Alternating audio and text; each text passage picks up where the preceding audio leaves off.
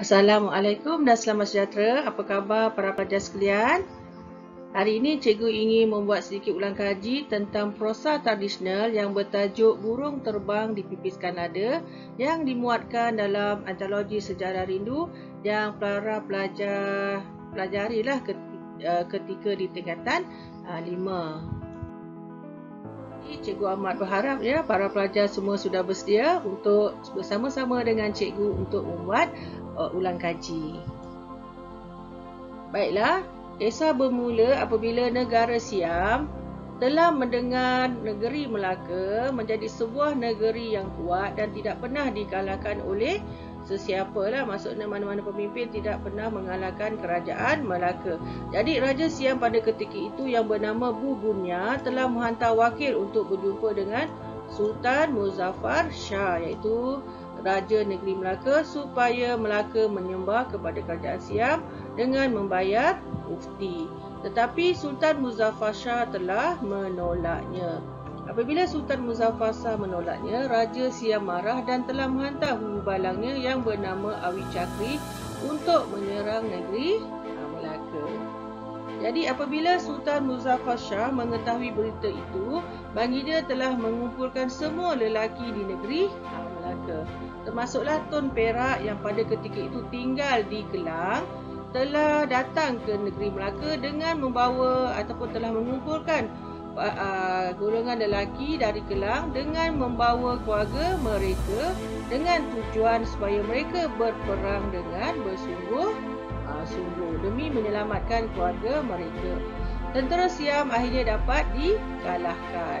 Kebijaksanaan Tun Perak ini telah mendapat perhatian daripada baginda Sultan dan baginda telah meminta Tun Perak untuk tinggal di Melaka serta dilantik sebagai bentara. Kemudian dikisahkan ada seorang lelaki dari Kelang telah iri hati terhadap Tun Perak dan telah memfitnahnya kepada Sultan bahawa Tun Perak telah menganiayainya. Jadi Sultan telah memanggil Tun Perak untuk disoal siasat tentang perkara tersebut. Kemudian Tun Perak telah berkata dia bertugas untuk negara. Dia meminta Sultan memecatnya jika percaya kepada fitnah orang Kelang itu. Jadi Sultan sangat gembira dengan percakapan Tun Perak lalu melantiknya sebagai Perdana Menteri dengan gelaran Paduka Raja. Jadi kedudukan Tun Perak di negeri Melaka telah sama taraf dengan seorang lagi pegawai yang bernama Sri Naradiraja yang ketika di balai perjumpaan. Jadi di negeri Melaka ada dua maksudnya Sri Naradiraja dan juga Paduka Tun Perak. Jadi orang Melaka telah berpecah kepada dua. Jadi sebahagian telah berpihak kepada Paduka Raja Tun Perak, manakala sebahagian lagi telah berpihak kepada Sri Naradiraja. Jadi berlakulah perselisihan faham antara mereka berdua, yang mana perselisihan faham itu boleh membinasakan negeri Melaka. Jadi Sultan sangat sedih dan bercadang untuk mendamaikan mereka berdua. Baginda telah menceraikan isterinya yang bernama Tun Kudu, iaitu anak bendahara kepada Sri Wak Raja dan juga saudara kepada Paduka Raja Tun Perak, supaya dapat dikahwinkan dengan Sri Naradiraja. Jadi baginda Sultan juga telah mengorbankanlah isterinya demi keharmonian antara Tun Perak dan Sri Naradiraja. Tun Kudu telah dipelihara oleh Paduka Raja dengan tanggungan Sultan sehingga habis edah dan dikahwinkan dengan Sri Naradiraja. Jadi ini juga tindakan yang dilakukan oleh baginda Sultan. Sejak itu hubungan antara Paduka Raja Sri Naradiraja menjadi semakin erat. Malah Sri Naradiraja turut menyokong Paduka Raja dilantik menjadi bendahara negeri Melaka.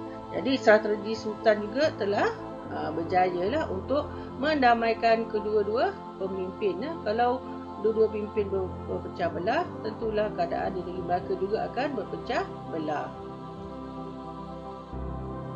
Pada zaman itu terdapat 3 pembesar yang bijaksana di wilayah ini, iaitu Paduka Raja di Melaka, Patih Arya Gajah Madja di Majapahit dan orang kaya kenangan di Pasai. Maksudnya pada zaman Kesultanan Melaka dulu ada 3 buah negara lah, ataupun 3 buah negeri yang hebat, iaitu Melaka, Majapahit dan Pasai. Jadi Siam di bawah Awidicu telah menyerang Melaka lagi. Paduka Raja mengetuai pertahanan Melaka dengan diiringi oleh Sri Bijadiraja dan Hulu Balang untuk menentang Siam yang sudah sampai dekat Batu Pahat dah, yang maksudnya Batu Pahat ni dah hampir-hampir dengan Melaka. Paduka Raja Tun Perak yang bijak telah menyusun strategi ketenteraan. Jadi kita lihat apakah strategi ketenteraan yang dilakukan oleh Tun Perak. Jadi Paduka Raja Tun Perak telah memerintahkan supaya Tun Umar, iaitu anak Sri Bijadiraja, untuk menyuluh perahu-perahu Siam itu. Tun Umar yang berkelakuan gila-gila bahasa telah melanggar beberapa buah perahu Siam sehingga terbalik dan menimbulkan kehairanan tentera Siam. Sebab apa? Sebab Tun Umar yang berkelakuan seperti orang tidak siuman itu telah melanggar perahu-perahu mereka sehingga terbalik. Itu baru seorang kan, maksudnya betapa hebatnya tentera Melaka. Paduka Raja juga telah mengarahkan semua pokok bakau, nireh dan tumpu-tumpu api ditambat guntung api. Cahaya api itu kelihatan seolah-olah terlalu ramai tentera Melaka sedang berkawal di tepi pantai.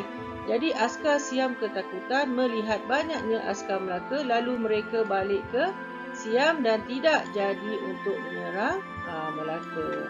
Jadi inilah strategi ketenteraan Tun Perak. Pertama, dia telah menyuruh Tun Umar menyuluh dan melanggar perahu-perahu Siam. Yang kedua, dia menyuruh tentera-tentera menambat puntung api di pokok-pokok bakau, pokok nireh dan pokok tumpu-tumpu api yang terdapat di perairan Melaka supaya kelihatan askar-askar yang banyaklah pada waktu malam. Sultan Muzaffar Shah telah merayakan kemenangan askar Melaka dengan hadiah persalinan baru. Di Siam pula, Paduka Bumbunya sangat marahlah dan mengarahkan anaknya pula yang bernama Chow Pandan untuk menyerang Melaka dengan pelbagai kelengkapan dan perahu yang sangat banyak. Jadi apabila mendengar berita itu, Sultan Muzaffar telah memerintahkan seorang yang warak, iaitu seorang yang kuat agama bernama Tuan Sidi Arab untuk menggunakan kesaktiannya. Dia menggunakan panahnya dengan mengarahkan anak panahnya seperti memanah ke arah negeri Siam sambil mengatakan bahawa Chow Pandan akan mati. Jadi Tuan Sidi Arab ni dia buat aksi seolah-olah memanah ke arah negara Siam. Manakala di negeri Siam pula, Chow Pandan berasa sakit dada dan kemudian muntah darah lalu mati. Sultan menghadiahkan Tuan Sidi Arab dengan pelbagai anugerah. Jadi akhirnya Siam tidak dapat mengalahkan negeri Melaka. Selepas 42 tahun memerintah, Sultan Muzaffar Shah pun mangkat dan digantikan dengan anaknya baginda yang bernama Sultan Mansur Shah yang berusia 27 tahun. Baginda berkahwin dengan Tuan Patih Nur Kualam, iaitu anak Sri Nara di Diraja. Baiklah, tema prosa ini ialah kebijaksanaan dalam menyelesaikan sesuatu masalah. Contohnya, Tun Perak menyuruh orang lelaki dari Kelang membawa anak dan isteri mereka supaya mereka berperang dengan bermati-matian untuk mengalahkan Siam. Manakala Sultan Muzaffar Shah pula bijak menyelesaikan masalah perbalahan antara dua orang pembesarnya, iaitu antara Tun Perak dan Sri Bijadiraja. Jadi kebijaksanaan mereka ini telah dapat menyelesaikan masalah yang berlaku. Jadi kita lihat persoalannya. Yang pertama, persoalan kebijaksanaan mengatur strategi peperangan.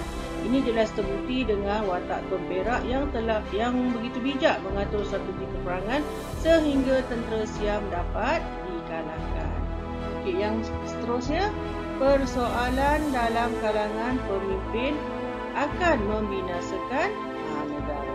Contohnya yang amat jelas, perbalahan antara Paduka Raja Tun Perak dengan Sri Naradiraja menyebabkan orang Melayu berpecah kepada dua kumpulan dan keadaan Melaka dalam keadaan yang bahaya. Okey, seterusnya persoalan kepentingan ilmu dalam kehidupan. Okey, contohnya Tuan Sidi Arab yang memiliki ilmu batin yang tinggi hingga boleh membunuh Chow Pandan di Siam hanya dengan menggunakan panahnya dari Melaka. Yang seterusnya, persoalan keberanian menghadapi cabaran. Contohnya, Tun Perak tidak takut apabila dipanggil Sultan setelah orang Kelang memfitnahnya. Sebaliknya, beliau berani memberi jawapan yang baik sehingga Sultan melantiknya sebagai Perdana Menteri. Dan seterusnya, persoalan ketaatan kepada pemimpin.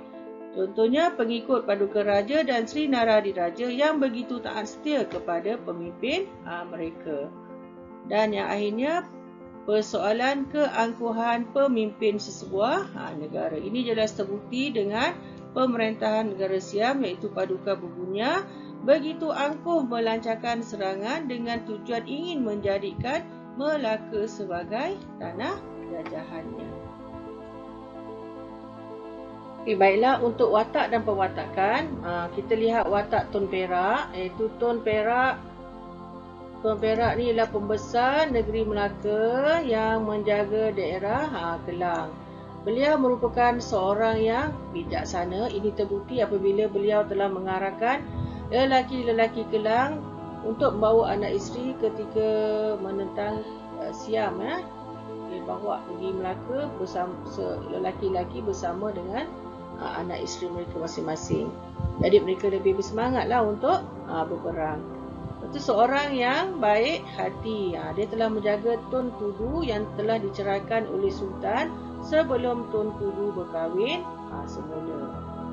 Tun Perak juga seorang yang berani. Contohnya, beliau telah memimpin askar Melaka menentang askar Siam yang hendak menyerang Melaka.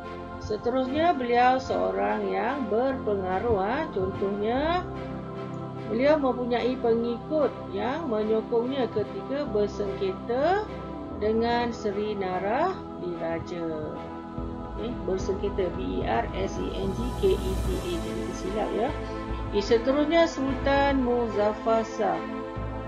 Baginda seorang yang mementingkan keharmonian Melaka. Contohnya, baginda telah berusaha mendamaikan Paduka Raja dengan Sri Naradiraja untuk memakmurkan Melaka. Baginda juga seorang yang mengenang jasa. Buktinya, baginda telah meraihkan askar-askarnya yang menang dengan pemberian hadiah persalinan pakaian. Baginda juga seorang yang bijaksana. Contohnya, baginda telah mendamaikan pembesarnya dengan mengawinkan Sri Naradiraja dengan Tun Kudu. Baginda seorang yang tidak terburu-buru. Contohnya, baginda tidak terus menghukum Tun Perak setelah Tun Perak difitnah. Sebaliknya, baginda telah memanggil Tun Perak menceritakan keadaan yang sebenar. Ini yang perlu kita ikutlah. Kita jangan terburu-buru ketika membuat sesuatu tindakan tanpa usul periksa. Baginda juga seorang yang menghargai rakyatnya. Contohnya, baginda telah memberi anugerah dan pujian kepada Tuan Sidi Arab yang telah membunuh Chow Pandan. Chow Pandan, tertinggal perkataan Pandan. Seterusnya, nilai dan pengajaran. Yang pertama, nilai kebijaksanaan. Pengajarannya, kita mestilah ingat bila pengajaran, kita mestilah berani menghadapi ancaman musuh demi negara. Contohnya, Tun Perak bijaksana apabila meletakkan puntung api di pokok-pokok bakau pada waktu malam hingga cahaya api itu disangka askar Melaka yang ramai dan menakutkan askar-askar Siam. Seterusnya, nilai baik hati. Pengajarannya, kita mestilah baik hati dan menghargai jasa yang telah dilakukan oleh orang lain kepada kita. Contohnya, Sultan Muzaffar memberikan askarnya yang menang dalam peperangan dengan sepasang persalinan. Contohnya, seterusnya nilai bersatu padu. Pengajarannya kita hendaklah bersatu padu demi keamanan negara. Contohnya, semua lelaki Kelang berkumpul dan bersatu untuk mengalahkan askar Siam. Seterusnya nilai keikhlasan. Pengajarannya kita mestilah ikhlas apabila melakukan sesuatu perbuatan. Contohnya, Sri Naradiraja sepakat menyokong Paduka Raja dengan ikhlas untuk menjadi bendahara supaya rakyat Melaka bersatu padu dan kuat. Seterusnya nilai keberanian. Kita hendaklah berani menghadapi ataupun kita hendaklah berani dalam tindakan kita. Contohnya, Tun Umar begitu berani melanggar perahu-perahu Siam sehingga perahu-perahu Siam itu terbalik. Jadi Cikgu Ahmad berharaplah para pelajar boleh fahamlah sedikit tentang prosa tradisional ini ya. Seterusnya kita pergi kepada latihan pengukuhan. Jadi pastikan pelajar membaca petikan ini dengan teliti lah. Sebelum menjawab soalan peperiksaan nanti. Jadi cikgu baca petikan dulu. Maka ada seorang anak Sri Wijadiraja, anak Sri Wijadiraja bernama Tun Umar, terlalu berani. Kelakuannya gila-gila. Bahasa apa maksud gila-gila bahasa? Maksudnya berperangai seperti orang tidak sioman lah. Maka disuruh oleh bendahara Paduka Raja suluh perahu Siam itu. Maka Tun Umar pun pergilah dengan sebuah perahunya olang alik. Jadi dia bawa perahu dia kecil tu pergi melihat perahu-perahu Siam yang banyak. Setelah bertemu dengan perahu Siam yang banyak itu, jadi Tun Umar berjumpa dengan perahu-perahu Siam yang banyak, maka dilanggarnya sekali. Bila dilanggar sekalinya, 2-3 buah perahu Siam pun alah, lalu ia terus ke sebelah, maka ia pun berbalik dilanggarnya yang lain pula. Jadi habis semua perahu-perahu Siam itu dilanggar oleh Tun Umar sehingga terbalik. Jadi maka jadi perahu Siam habislah, 2-3 perahu Siam pun terbaliklah kan. Maka Tun Umar pun kembalilah. Masa kembali ke mana? Kembali ke markas lah. Kalau sekarang ni ke markas tentera lah kan. Maka orang Siam terlalu hairan melihat kelakuan Tun Umar itu. Telah hari malam pula, maksudnya pada waktu malam, maka Awi Dicu pun datanglah. Awi Dicu ni datang dengan perahu dia melihat perairan di Melaka lah. Maka oleh bendahara Paduka Raja, segala pohon kayu bakau, pohon nyirih dan pohon tupu-tupu api yang terdapat di sekeliling pantai itu ditambati dengan puntung api. Jadi telah dipandang oleh orang Siam, api tiada terbilang banyaknya. Maka kata Hulu Balang Siam, terlalu banyak kelengkapan perahu Melaka ini, tiada terbilang lagi. Jadi orang-orang Siam waktu malam, jadi dia hanya nampak lampu-lampu yang banyak, bukan lampu, puntung-puntung api yang banyak yang diikat di pokok-pokok yang terdapat di pantai. Jadi dia ingatkan askar Melaka ni sangat banyaklah dan mereka tak berdaya untuk berlawan dengan tentera-tentera Melaka. Maka Awi Dicu pun berkata, benarlah seperti yang kamu kata itu, marilah kita kembali sementara belum siang. Jadi sementara hari tak siang lagi, mereka pun bertolak kembali ke Melaka Siam semula. Marilah kita lihat apakah soalannya. Yang pertama, berikan maksud rangkai kata kelakuannya gila-gila. Bahasa tadi kita dah lihat dalam petikan kelakuan Tun Umar yang gila-gila bahasa. Kita contoh jawapannya. Maksud rangkai kata kelakuannya gila-gila bahasa ialah perangainya seperti tidak sioman.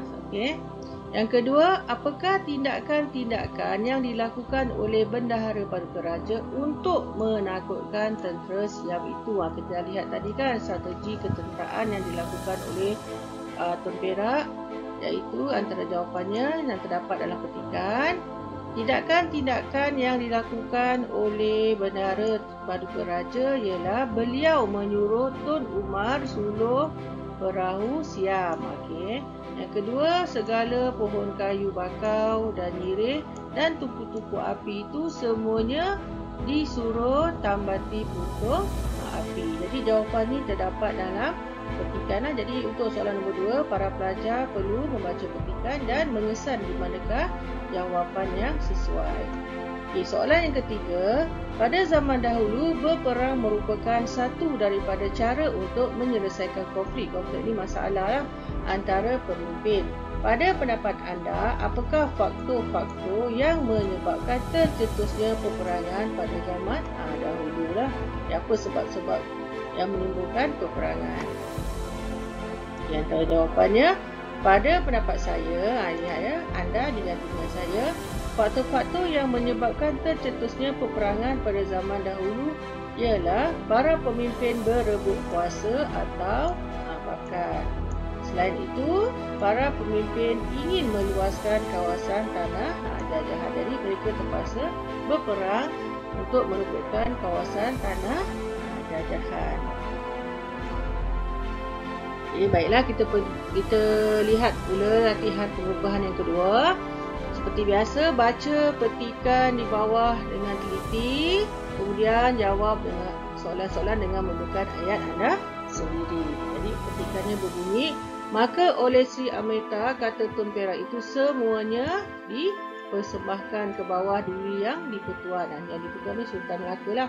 Maka baginda pun tersenyum seraya bertitah, benar seperti kata Tun Perak itu.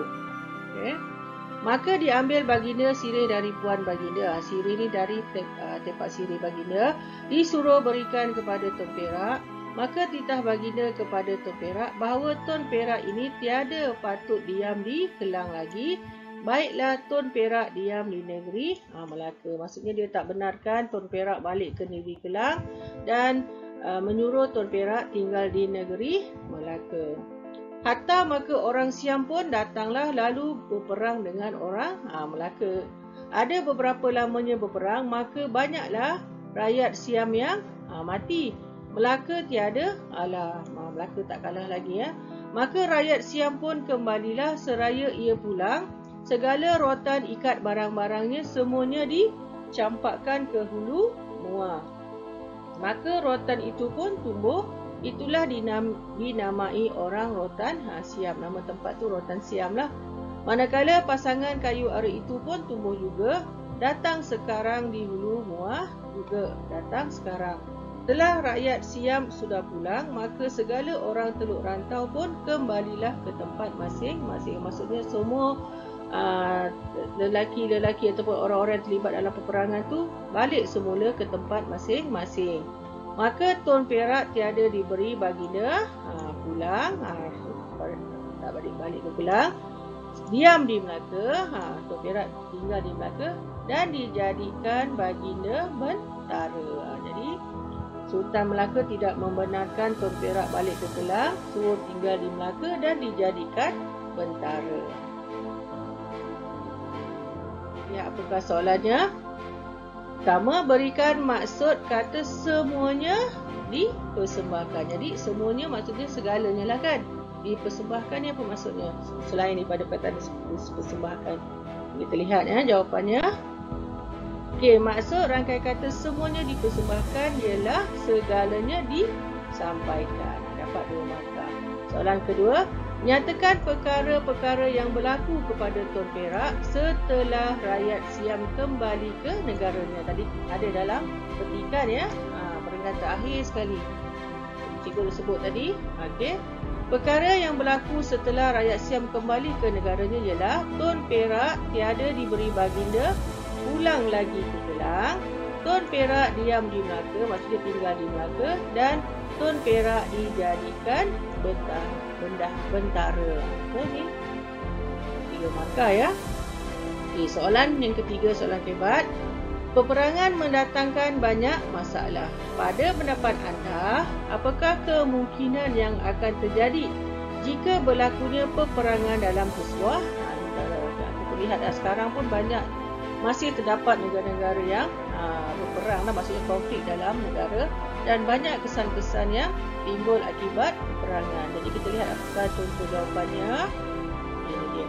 pada pendapat saya, anda ganti dengan saya, kemungkinan yang akan terjadi jika berlakunya peperangan dalam sesebuah negara ialah negara akan kucar kacir dan tidak aman, betul lah kan? Okey. Selain itu, masyarakat akan hidup dalam ketakutan dan akan menyebabkan kematian rakyat. Okey. Inilah kesan-kesan peperangan. Jadi kita amat bersyukurlah dapat hidup dalam negara yang aman tanpa persengketaan dalam negara. Baiklah, untuk latihan pengukuhan yang ketiga, cikgu fokus kepada soalan nombor 3 lah, iaitu soalan pemahaman kebat ya. Okey.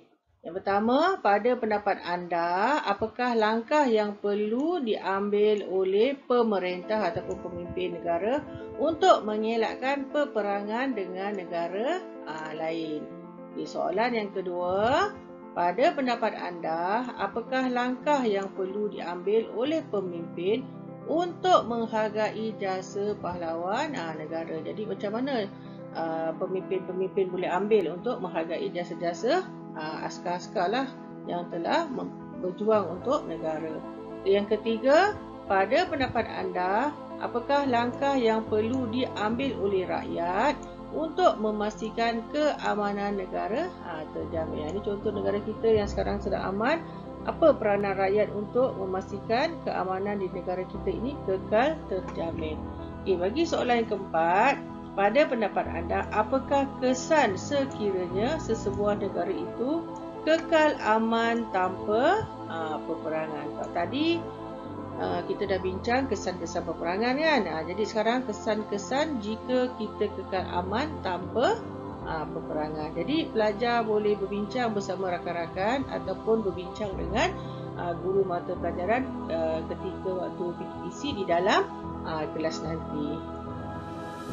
Daripada cikgu, sekian terima kasih. Semoga ilmu yang dikongsi dapat memberi manfaat.